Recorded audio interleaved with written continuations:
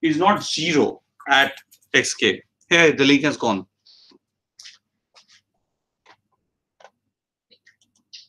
Is not at xk. Here the link has gone. Now the issue is that you really, if you want to really, for example, if you have a function like this, you really need to start from a point which is near the solution. That is the drawback. Now, how would you know that this is the actual solution x naught, where f of x naught is 0? How would you know that this? How would you know that, in fact,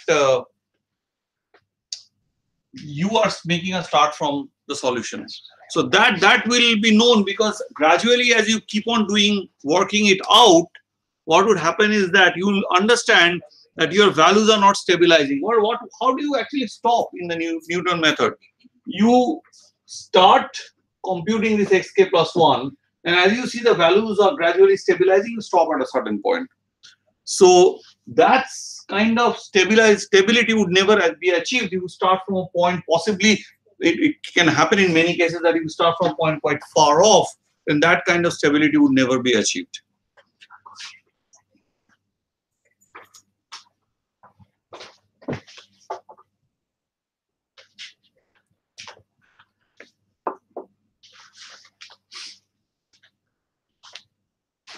And I have two questions given here. Somebody has asked me a question about axiom of choice.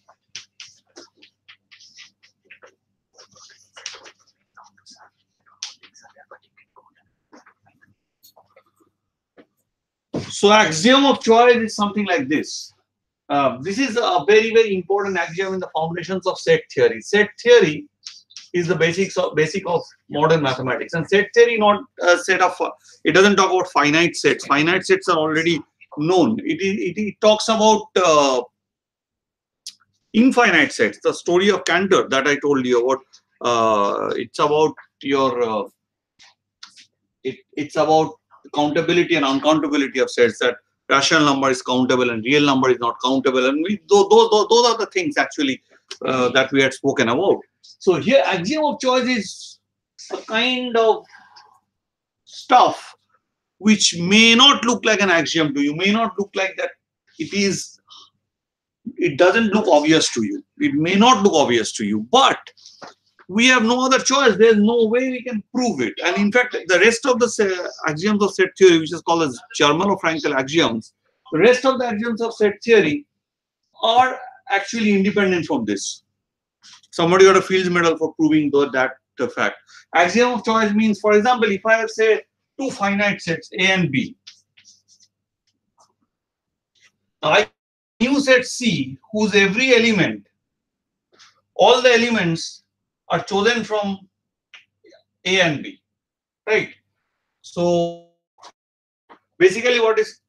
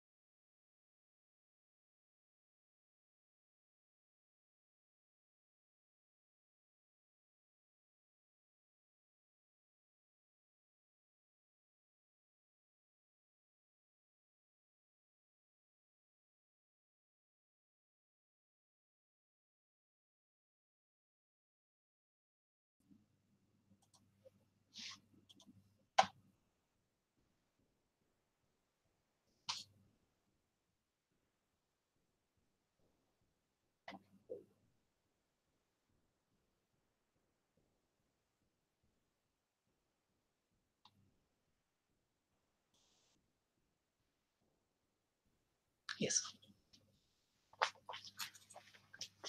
So now suppose we have a Questions are not coming. family, infinite family of set, that this index alpha, it is not A1, A2, A3, A4 like this, but alpha is from some uncountable set, say from a set of reals. Then can I form a new set C in which I can choose every element, I can form this set by choosing one element from each of one of them.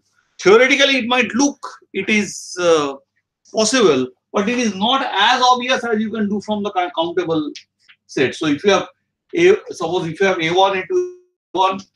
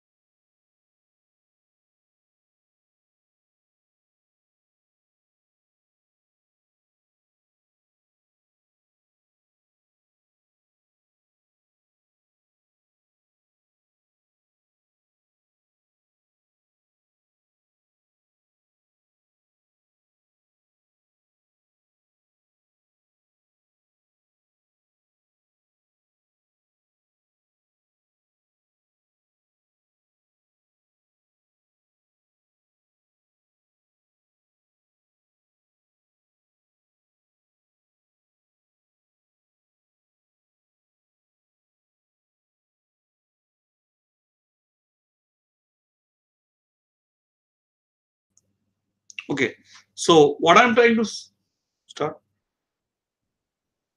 I started, sir, but we need to wait for this link feedback, sir. Yes, sir. Okay, so what's happening is that a thing which is obvious for the case of the countable number of sets is not obvious when you have uncountable number of indexing. So this is a very difficult question. Since we cannot prove it from the other axioms of set theory, it doesn't become a theorem or a proposition. It remains an axiom for us. So now you can say, how do you keep a non-obvious thing as axiom? Then I have to really go back to the history of non-Euclidean geometry and tell you that we really don't have time for this. So though the person who asked me this question, because you can have a personal chat with me later on. But the question is that without this axiom, modern mathematics doesn't work.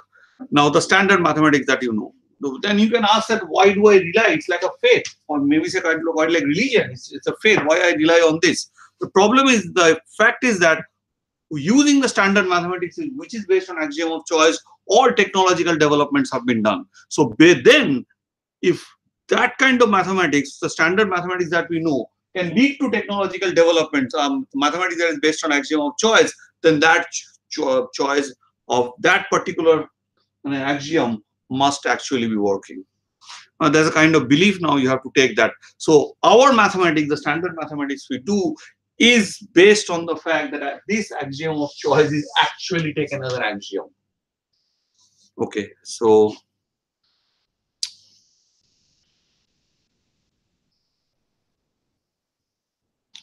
how to find length of closed curve like y square equal to sine x? Y square equal to sine x is a closed curve. This is one has to check out.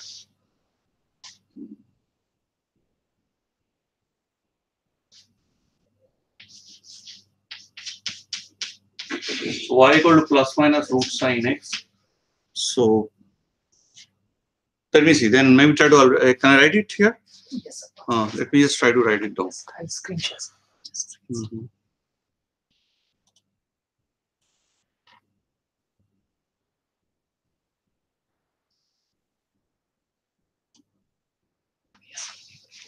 Yes, I can start writing. So you're writing y square is equal to sine x. Now you have to give me how to find the area of closed curve. So y is equal to plus minus root sine x. Okay. So assume we have to know the graph of root sine x. So that graph has to lie between 1 and, say between, I'm just looking at 0 and pi by 2.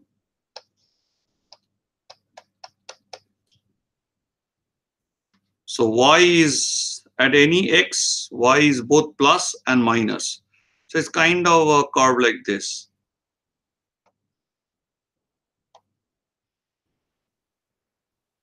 So there is a symmetry, you know, when you in mathematics, you always have to exploit symmetry. So you just look at the first part. So basically you first find 0 to pi by 2 root sine x dx. Integrate it out. You can do the integration yourself. I'm not getting, we don't have time to sit down and do the integration. So once you know this part, the other part by symmetry has the same area. So you add up these two parts. So basically twice of this is what is your area in the closed curve. That's it. So at any point x, so y is taking this value as well as this value, two values. So basically the graph is forming a closed curve, right? So anything else people would like to ask?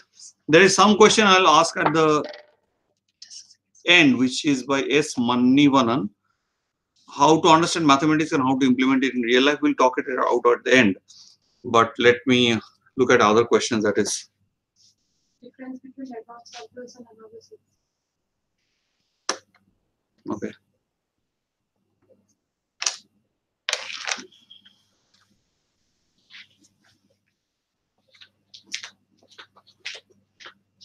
Now I'll ask you the Riemann integral thing. The Riemann integral that you see, that soup in business, that is a method which was introduced by Darboux, Gaston Darboux. That was not the method of Riemann. Riemann had actually done it nothing just but he did summation. He did summation, he took bounded functions instead of continuous functions and took the limit. So this upper Riemann sum or lower Riemann sum, that was introduced by Gaston Darboux. So we had mentioned this in our lecture, I guess. Poonam, would you remember that we mentioned this, that this is upper, sometimes it's called upper Riemann-Darboux sums and lower Riemann-Darboux sums. So this is another way. Basically, you overestimate the area and you underestimate the area. So when you take inf, you're underestimating the area. When you take sup, you're overestimating the area. So area somewhere is sandwiched between the overestimate and the underestimate. And so you take the lower bound of the overestimate and upper bound of the lower estimate, and then you get the area. Then you actually you squeeze up to the area. That's the basic geometric idea, which is done in that form of sup and inf. How to evaluate integration of 1 square root of a plus sin x? I am sure I am not giving a test here. That I'll answer, but I would request you to stop asking questions or asking me to evaluate some integral here. I am not going to evaluate integrals here. It may take time, and then I won't be able to answer questions for others. This question, if you want, can be this answer can be put back. See, if you are in a JE session, let me tell you, I'm not going to answer your JE questions. You have your JE things with others. You must have your JE coachings. See, this Aman Pathak, can he be taken out? He's asking the same question repeatedly. Yes, we can. I am not going to answer questions on. You are not going to test me on. You cannot plot pi on the number line because pi is an irrational number. Very important to know that not only pi is irrational, pi square is also irrational.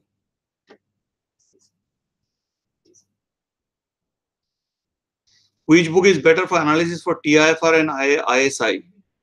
What are you going to do there? I mean, you have to ask people from ISI and TIFR if you are really interested. I do not know which book they teach.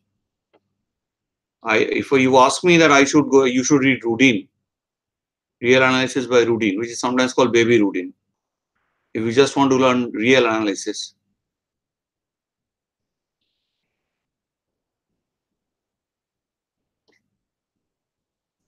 The difference between advanced calculus and the question of advanced calculus and analysis. Okay. in calculus as such, we learn certain tools of how to integrate, how to differentiate, how to apply these tools in problems of application, which could be motion, which could be in the study of motion, which could be in computing areas, volumes, and all those things. Now, what are the deeper issues? What are the foundational issues with them? How can we logically put all the concepts of calculus in a firm mathematical footing? That subject is analysis. Analysis puts every concept of calculus in a logical footing. Advanced calculus is the one where you are talking about functions of two variables, you are doing much more applications, and for example, you're doing differentiation on the integral signs, which you don't do in the standard calculus, standard simple calculus thing. So that is exactly what I'm trying to tell you, that calculus is a tool which was generated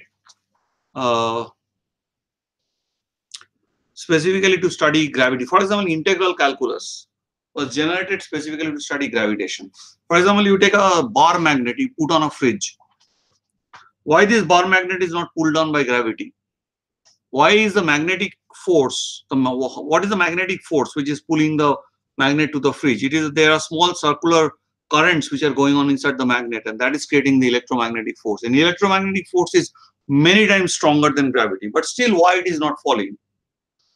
How do I measure the distance of an object, say on the fridge magnet at your home, and its distance to the earth?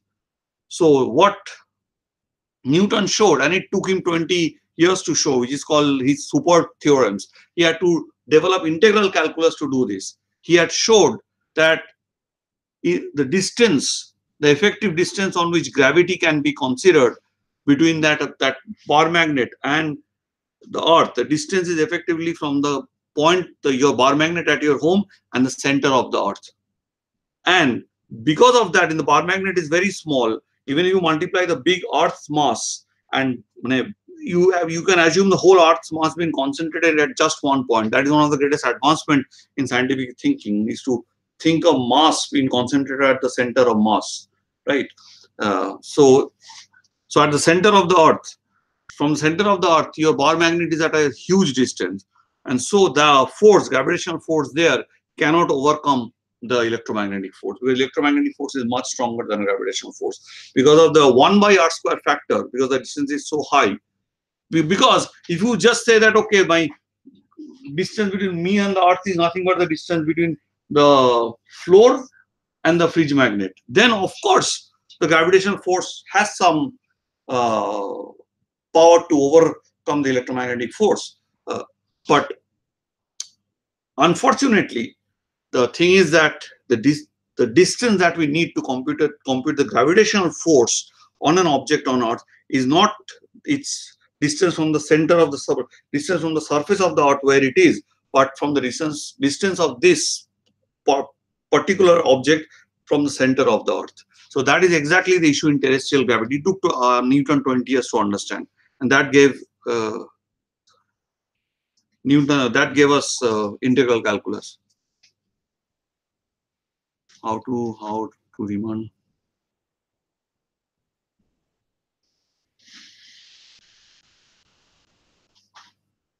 See, every bounded function, even if it is discontinuous, every bounded function, even it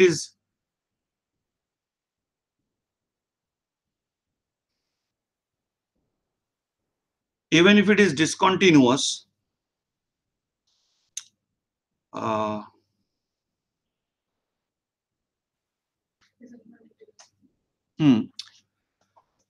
when a function is bounded, its discontinuity cannot be unbounded. It cannot have infinite discontinuity. Bounded means it has finite discontinuity. Just take a step function. If you take a step function, you will immediately see how to integrate. You immediately know how to calculate the area. So the best example of forgetting discontinuous points, which is exactly what Riemann says. For example, you take this one. Suppose you have a discontinuity here.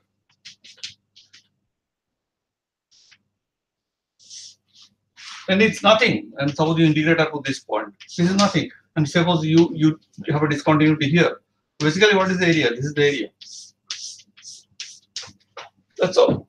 So you can integrate. Somebody has asked a question about Riemann hypothesis. Riemann hypothesis is not the subject matter of one variable calculus. I do not know whether students are actually genuinely asking questions or they are just testing the capability of the faculty. I know that you have been seeing the YouTube video of Sir Michael Attia's lecture in Hamburg. You want to know what is the Riemann hypothesis, okay? Try to understand, tell you that.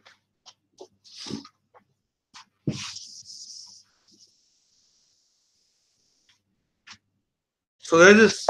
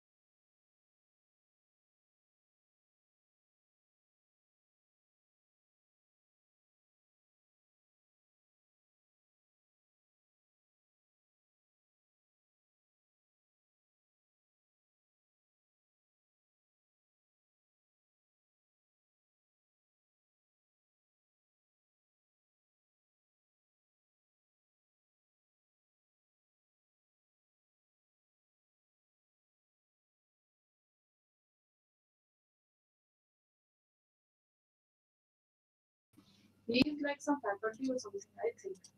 But you are not going to. This is not the question that you should ask me. You may be a faculty, but that's me. Video feed came. Video feed. If you ask me what is the Riemann hypothesis? Just a second. Avinash Kumar Pandey कौन है थोड़ा देख लो.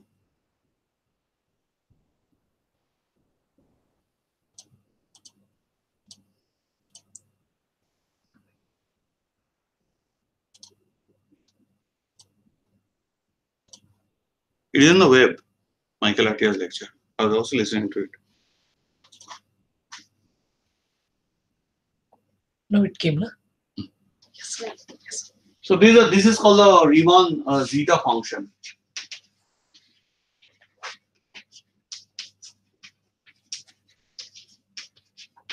This S can be of the form x plus iy. It could be a complex number. Okay, and there is this famous result by Euler.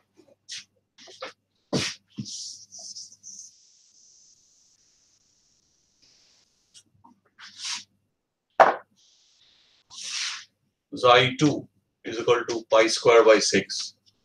In fact, it has also shown that Xi3 is also irrational. There's a proof. Appar's proof of Xi3 being irrational. They are in Q complement.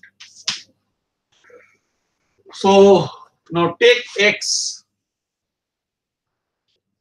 or S, whatever you want to say. X, S between 0 and if you take S with the complex number, imagine the real part between 0 and 1. If you take the real part between 0 and 1 in this strip, then the solution of Xi S equal to 0, solution of this equation. The imaginary part of that solution, will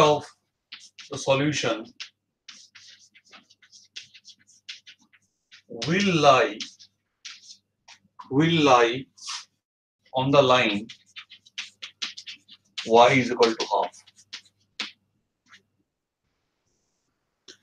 Nobody could prove it yet, though Michael Attia is claiming a proof that needs to be actually ratified by a lot of people. It cannot be just, it must be a very big thing.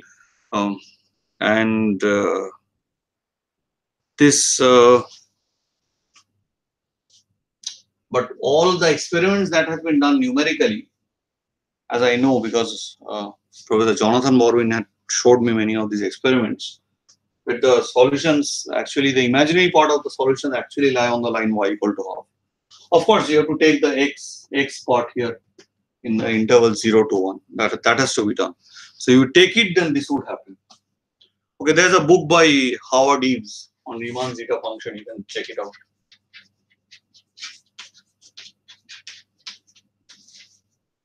The book is called the Riemann zeta function. Okay.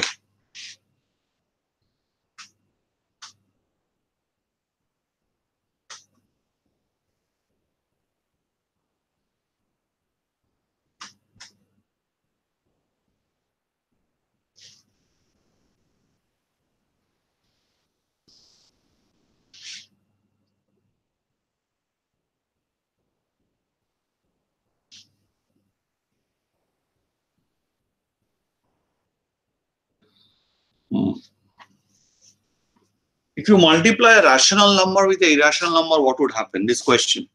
3 root 5 plus 5 root 2 by root 2 root 3. Of course, you can put a p by q. It will make the thing much more complex. 3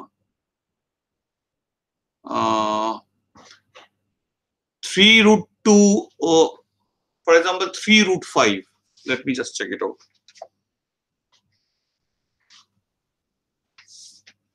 So, root 5 plus, what is that? 5 root 2.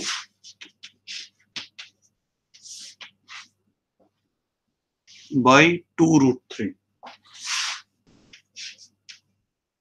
So basically 3 by 2 into root 5 by 3 plus, see, product of two irrationals, maybe rationals, root 2 into root 2 is 4. Okay. So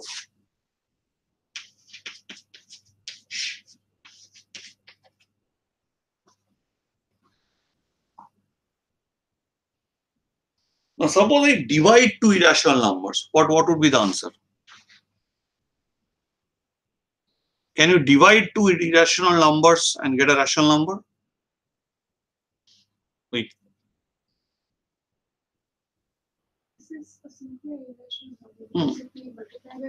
No. Of course, no. Let me see. Yeah. So if I, okay, let me do one thing here. So if I multiply by root 3 here, so it will become root 3 into root 5 plus 5 into root 3 into root 2. Sir, but he's asking another thing. Yes. Hard root of 5. 2 root 3, no, root 5, 5 root 2 by 2 root. Many. He's asking that I mean third root of 5 and fifth root of 2. Third root of 5? Is 5 ka 1 by third plus 2 ka 1 by fifth. 5 ka? 1 by third plus 2 ka 1 by fifth.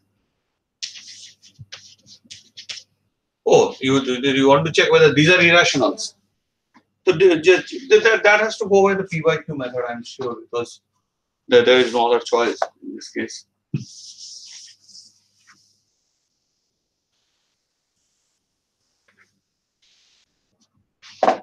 So it's cube root of 5.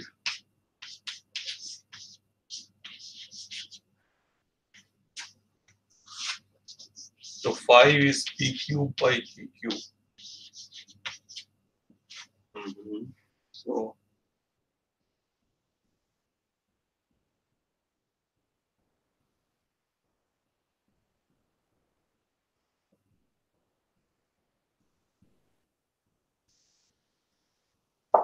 cube root of 5.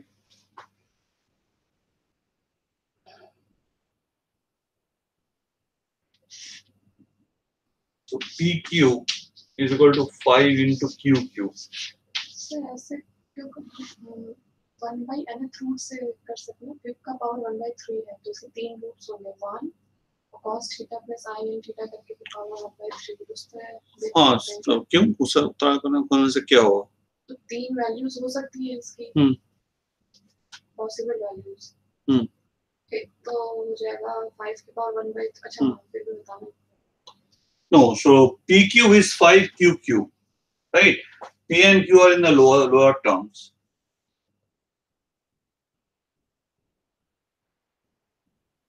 So they're lowest term. There is no common factor between them except 1. So they are relatively prime, and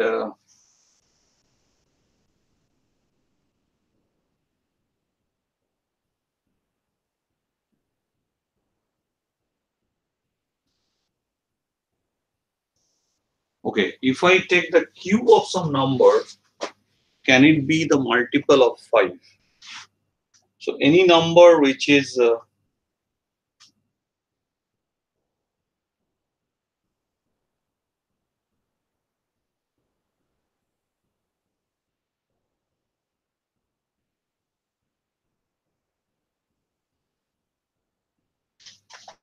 5 to the power third, can be written as 5 to the power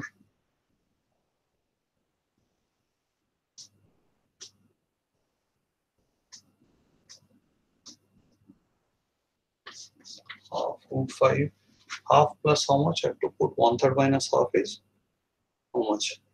100 minus half is minus 1/6.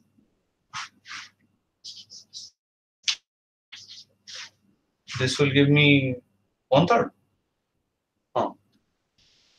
So this is this 5 into half 5. So 5 1/3 means 5 to the power half, 5 1/6. So 5 to the power half is anyway irrational. Root 5 is irrational. So and then here I have, now what is 5 to the power 1/6? 5 to the power 1/6 is equal to 5 to the power half into 1/3. This is an irrational number. 5 to the power half is an irrational number. And irrational number, cube of an irrational number is an irrational number. Square, cube root of an irrational number is an irrational number. Cube root of an irrational number cannot be a rational number. Means if I multiply object 3 rational numbers with itself 3 times, if I take the cube of a rational number, it cannot give me a rational number because product of 2 rational numbers is always rational.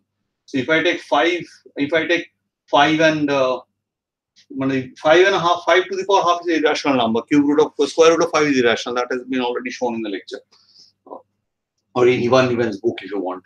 So 5 and a half. So 5 to the power half. This is an irrational number.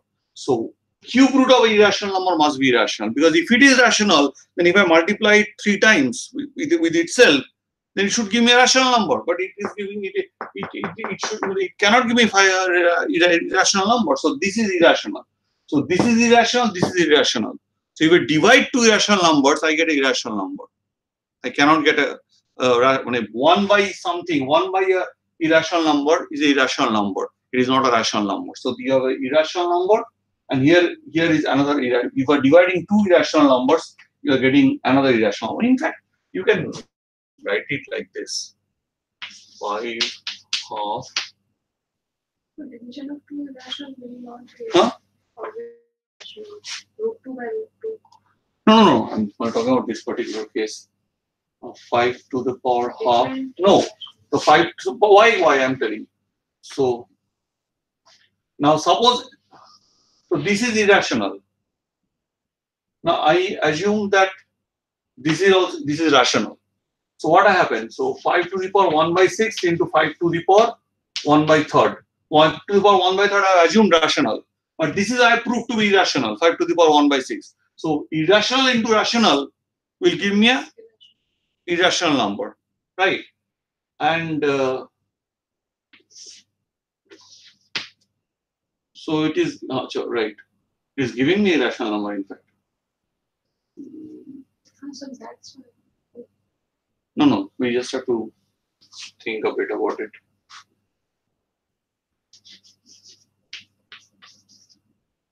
Five to the power 1/3 is equal to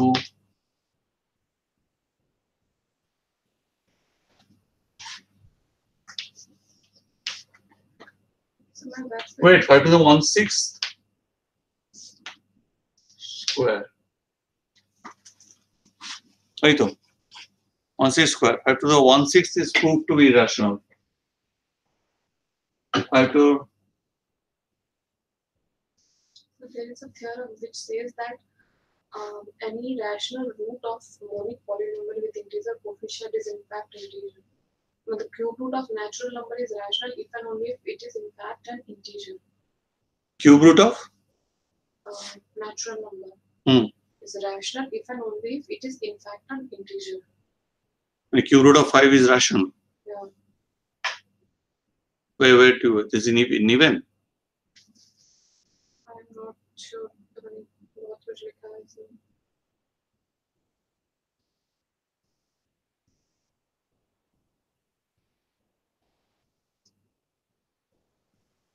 Now tell me the theorem, so I should know theorem because I can't. There's no way to prove it. What is it? What is it saying? Irrationality of square root of 5 uses Fermat's method of infinite descent. Suppose that root 5 is rational and x. No, root 5 for the cube root. Oh. So किसी का एक YouTube video भी अच्छा तो root के लिए cube root के लिए करना पड़ेगा. So basically, whether I don't think 5 to the power 1/3 would become. Okay, let us multiply by. Suppose I multiply an irrational number with a rational number. What do I get?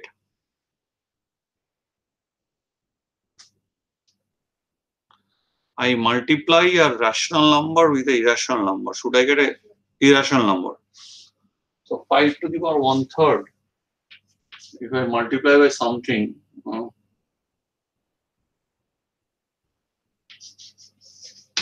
By 5, what do I get? 5 to the power 1/3 into 5 is 5 to the power 4/3. That is equal to 5 to the power 4 1/3.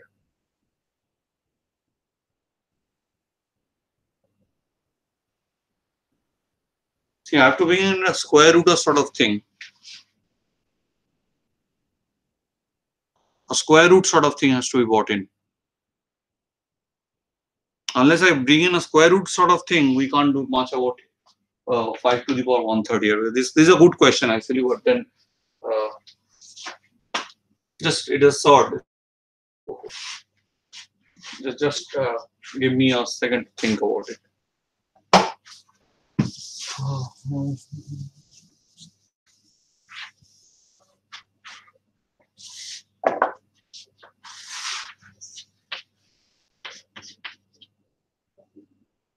It can happen if a number is dividing a cube of a number, then it will divide that number. Because 7 का cube root का proof ऐसे दिया है. If 7 divides p cube, then 7 divides p.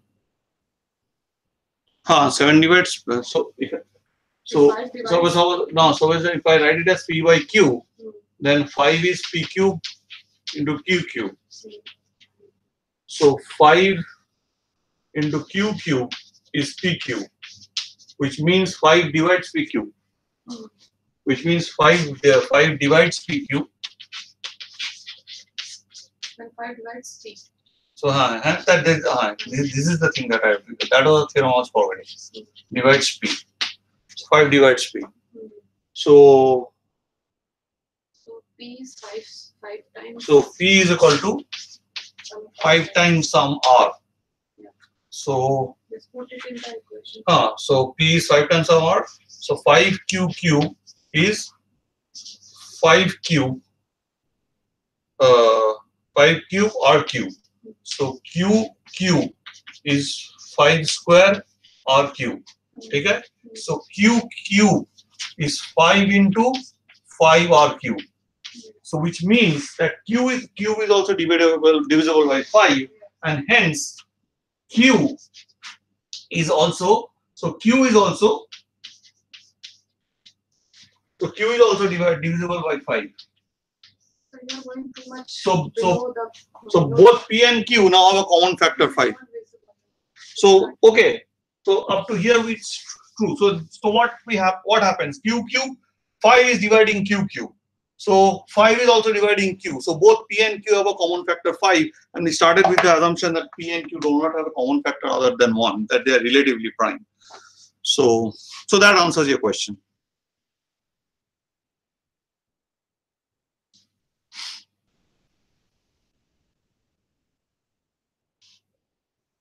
So here the thing that we have to use is the following, that if a number divides PQ, or the cube of a number, then it divides the number. So this Marijam Shekhar Pathak two question के ऊपर, like we use trapezoidal and Simpson method, we can use other polygons and curves. Oh, that's a subject of numerical analysis here. That's a whole subject. They are called splines and many other things. I think you can use other curves. That's a question of advanced numerical analysis. That's not a question we can answer here. That an expert has to come from a field called numerical analysis, which actually does this approximate computations. There's a whole field called numerical analysis which studies these approximate computations on how to make difficult computations in an approximate way. So that expert from that field would be able to really answer this question.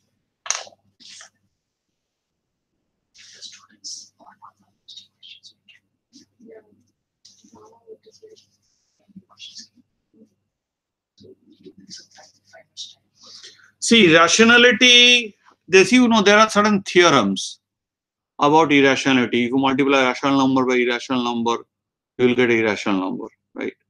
Those kinds of things means if you multiply two irrational numbers, you can still get a rational number. If you multiply two rationals, you will always get a rational. Those kinds of things are there, and you have to use the combination of these things. Proving irrationality is always not an easy game. So that is why very simple examples are done for proving irrationality. So if we proving irrationality of numbers would have been, irrational number itself is a very important topic. Proving irrationality of numbers, if for any arbitrarily given irrational number, proving irrationality is not absolutely a very, very easy thing. Because, for example, proving the irrationality of pi, if you just ask me, okay, prove the irrationality of pi, prove the irrationality of pi squared, that's a very difficult thing. It will take for 1 hour for me to explain to you how to prove that. So proving irrationality, let me tell you, is not a very easy thing.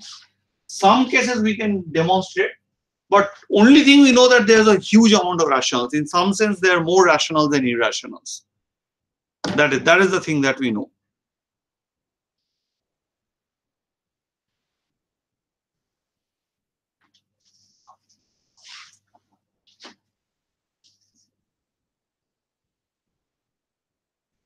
And see, checking irrationality hardly really happens in mathematics, because when you do real operations, you're always working with the rational approximation of irrational number, because otherwise you wouldn't have used pi is equal to 22/7. Pi is not 22/7. Pi is actually greater than 22/7. So you cannot do this, but you're taking it as a good approximation, like √2. You simply close your eyes, and I'll also do the same. We put this one. These are rational approximation. Good or bad, how good is a different issue. You can keep on increasing the number of decimals and say you're making a better approximation. That's all. Nothing else to it. But in real life, in real computation, you're not going to use irrational numbers. You're going to use rational numbers. So that is why people don't spend a huge amount of energy trying to find any arbitrary combination is rational or irrational.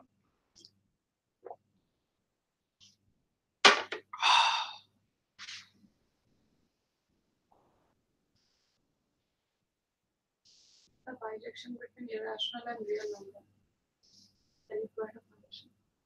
No, there is no bijection between irrational and real number, because the irrational numbers are uncountable. If there's a, there cannot be bijection. Oh, why are not natural number, real numbers? No, you cannot say bijection is there. You can only say that the abundance of real numbers is same as the abundance of the amount of infinity of real numbers is same as the infinity of irrational numbers. That is what can be said. You cannot say that it is kind of there's a bijection. Because you cannot have bijection, because can you map an irrational number to a rational number? No. So you cannot have a bijection. Because among the real numbers, there are rational numbers. How, to which, can you map a rational number to irrational number? No.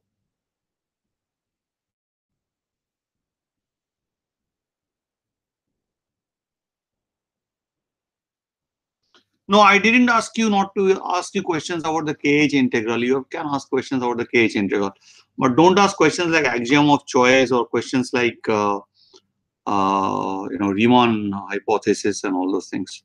So 5 minutes on that, you just ask that question. Okay.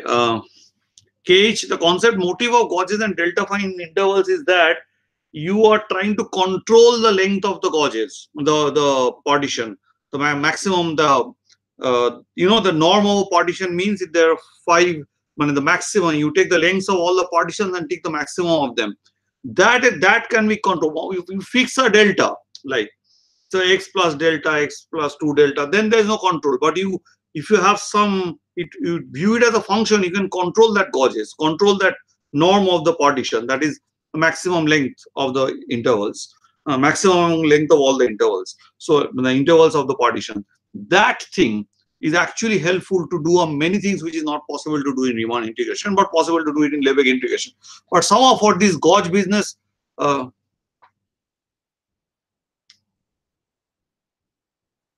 yes, we do have a bijection between rational and natural numbers, because rational numbers are countable. A set is called countable if and only if it can be put in a one-to-one correspondence, and hence a bijection with a set of natural numbers. Countability is nothing but 1, 2, 3, 4, 5, 6, 7, 8. That's exactly it. That is exactly the bijection procedure, and that is what you have. For you look at any book of real analysis, they will give you the Cantor's argument of how to put down the rational numbers, how to arrange the rational numbers, and then so you arrange the rational numbers whose sum is 2, then his sum is 3, sum is 4, like this. P by Q, P plus Q is, so 1 you are not doing, 0 by 1 is obviously 1. So you leave that plot out. 1 by 1 is one number whose sum is 2. Then 2 by 1, 1 by 2, sum is 3.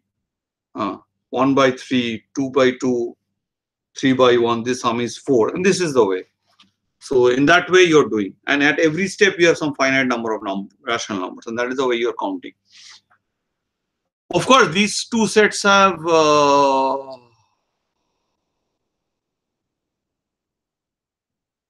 live connection between calculus and number theory is done in a subject called analytic number theory. And analytic number theory is not to be discussed in the syllabus. There's a book by Apostle on analytic number theory. You can see that. That's handleable by many people. Or you should, if you want to know more about analytic number theory, I think a lot of people are interested in number theory, then please look into this book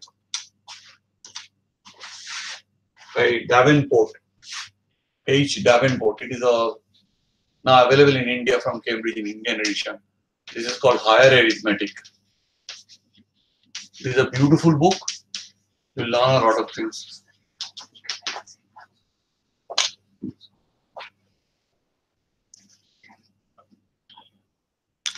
And mathematics, how it can be used in real life. See, you may not see the actual use of mathematics in your real life. I picked up a book in Delhi Book Fair this year which says, how does mathematics help us in our real life? How in many things, like in storage of, like how do you form JPEG files? It's absolutely, there's absolute use of group theory. For example, how do you use, how is your GPS working when you navigate, when you go in a car? It is exactly the use of techniques of physics from general theory of relativity. So mathematics, the use of mathematics is not really visible to you immediately, but it is always the back and it is doing the main job. Let me tell you, the biggest use of mathematics which I saw as a child was the clock, the pendulum clock that was ticking on with the same period. The clock that uses the big tower clocks with the pendulum going back and forth. Because in those days, earlier days, pendulum was the only thing that was observed to have the same time period. So if you pull it, it will start, go to this end and come back to this end, and then go back to this end, completing one period. So start to go to this end, come back to this end, completes one period, and again goes and come back to this end, unless the friction of the air damps its motion, and finally it comes to rest. So while it is moving without much resistance, the time period it maintains, the time it maintains to start from here, go to the other end and come back is always the same. T is 2 pi root L by G. So this was, and Galileo knew that here I know that this time period is fixed and hence can be used to design clocks. That was one of the most clear view of mathematical use. Many of the engineering things that you see around you are designed based on mathematical tools. Your possibly you do not realize that when you drive a car, you're always using Newton's laws of motion. So mathematics is a way of expressing the laws of nature. There is no other way.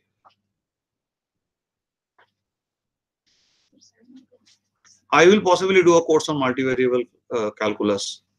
That has been the demand, so I'll do that.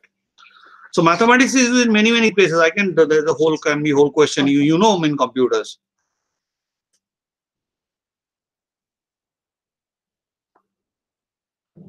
Oh, infinite series crops up everywhere. Infinite series will crop up at many places. But we always try to do a finite approximation of these. You know how computers calculate sine of x. Sine of x is not calculated by drawing triangles and finding that particular angle and drawing a right angle triangle and all those things.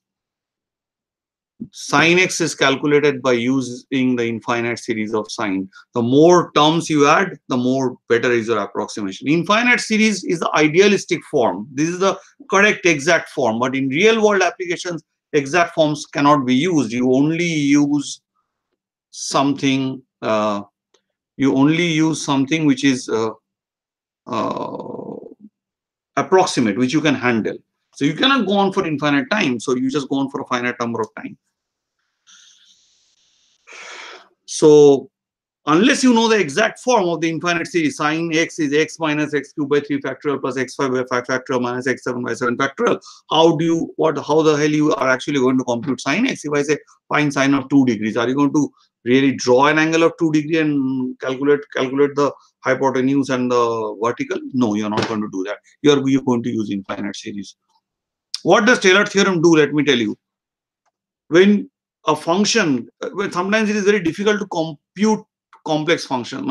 Compute the value of functions which are very complex, like sine or cos, trigonometric functions. What you do, you don't compute it like that. You convert this computation into 4 basic operations of plus, minus, multiplication, and division. And that is exactly what Taylor's theorem does, and gives you very fast an approximation to your answer. Do you think that the sine tables that you had or log tables that you had, they had given you exact answers? Absolutely not. Mathematics is largely about approximations. So many people might disagree with me. So I think that ends the time. Sorry, there are several questions I couldn't answer. We can. Important topics of mathematics and computer science is linear algebra, optimization, abstract algebra, group theory, number theory. These are all important for computer science. Okay, thank you very much. Thank you for being patient.